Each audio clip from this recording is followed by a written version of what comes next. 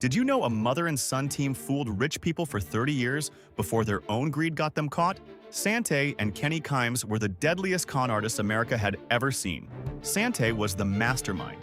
She'd use fake names and charm her way into wealthy people's lives. Once she gained their trust, she'd forge documents to steal their homes and money. When victims got suspicious, her son Kenny would kill them. Their biggest mistake came in 1998. They targeted 82-year-old Irene Silverman, a Manhattan millionaire worth $7.7 million. Sante spent months pretending to be a rich widow to get close to her. But after they murdered Irene, they kept her keys and detailed notebooks about their murder plans.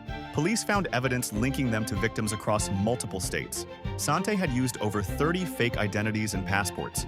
The investigation revealed they'd been killing for decades, including banker David Kasdan in Los Angeles. Both got life in prison, but they never revealed where they hid the bodies.